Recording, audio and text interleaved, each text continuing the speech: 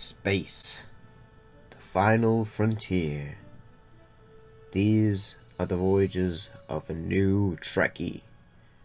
My 5-year mission to search out Star Trek media, to seek out our fans and merchandise, to boldly go where no fan has gone before.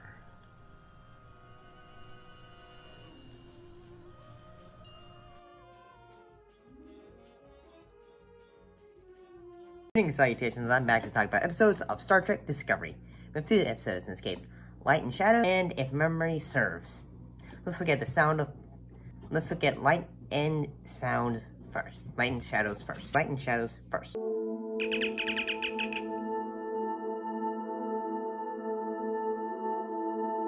So Berman goes to Vulcan in search of Spock, where she unearths surprising family secrets. In searching what is left of the Red Angel signal over Kaminar.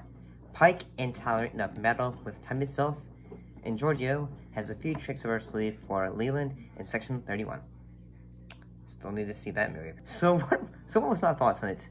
I really kind of dug this because this was the very first episode for the show which introduced Spock. And I gotta say, I really like how they introduced him.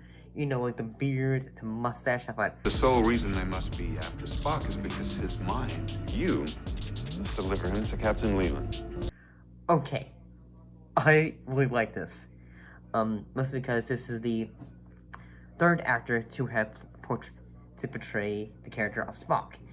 And there are some things I kind of like that they did for this episode, in a way. Like, when they're trying to, like, say, hey, Spock was, like, at young age, like, he was a, part human and part Vulcan, so, he had a learning disability, and I thought, that kind of, it caught my attention, mostly because I grew up I have ADHD, so sometimes growing up, I was always just, like, say, wandering around, or, like, my attention was not always on topic, as would say. And I really thought, like, when they were having these, when they're having these dramatic dialogue moments, I thought they were pretty good. And one thing that leads to another is when it comes to the moments between Pike and Tyler, is that, Pike still doesn't trust Tyler, and they all end up getting stuck in almost like a time tunnel, and like say a tentacle monster gets trapped on the ship. What is that? Captain Pike, we cannot get a transporter lock for you on our end, and we will lose you to the rift in 34 seconds. Great. Saru, I'm blowing up the shuttle manually. Self-destruct activated. So their objective through the episode is to try to get out of it as well. And yeah, I thought this one was pretty good. We liked it in that, honestly, I kept on thinking that Spock would be hidden somewhere else. In honesty, I thought he would just be hiding somewhere, but I didn't realize, he's just on a Vulcan? That's where he's been on? It was really that simple that they just had to go to Vulcan and they would find him. And it makes me feel like, well, why didn't Section 31 do that? How could they not realize, where would the most likely place he would be? But yeah, I thought this was a pretty good episode. I really kind of digged it. I really liked it. So let's keep going.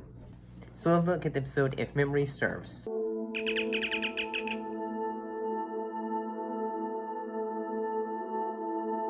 So what happened in this episode? Well, Spock and Burnham head to Talos 4, where the process of healing Spock forces the siblings to confront their troubled past, and Stamets desperately tries to reconnect with an increasingly disconnected Hugh, while Tyler struggles to shed the crew's suspicion of him due to his past as Vulcan.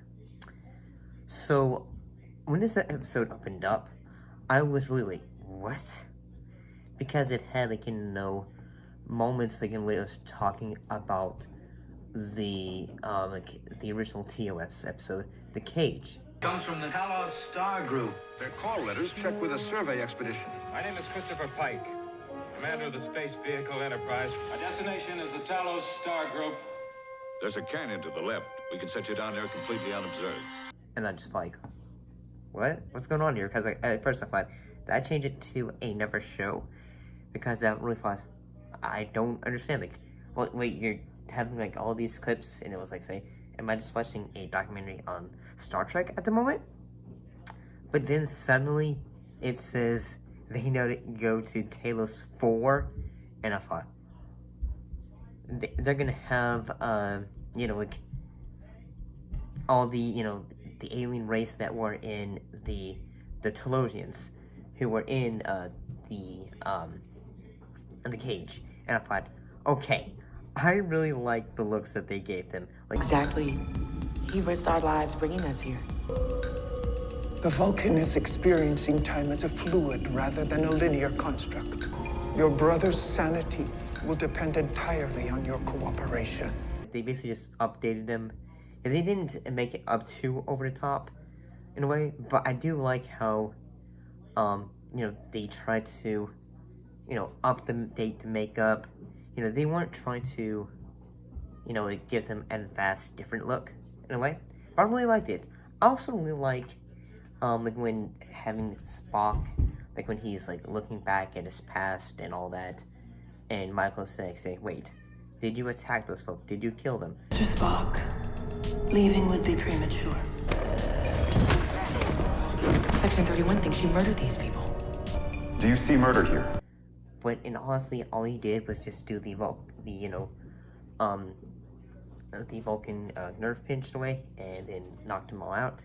So he didn't really kill anyone, and by saying, oh, so Section 31 or someone else was just basically trying to lie to get rid of him.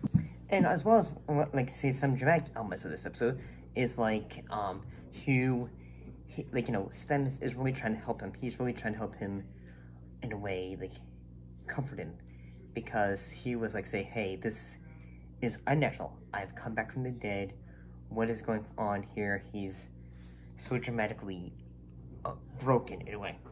Because in a way, when he sees Tyler, because he's, you know, like around on the ship where Tyler is, and he's just going to say, okay, we need to have a discussion, and then eventually there's a fight. And it's, yeah, I thought that was, like, you know, dramatically, I thought it was really done very well. But yeah, I thought this episode was pretty good. I really kind of dug the fact that they had references to the cage. So yeah, I thought these two episodes were not too bad. Pretty good. So yeah, I dig it.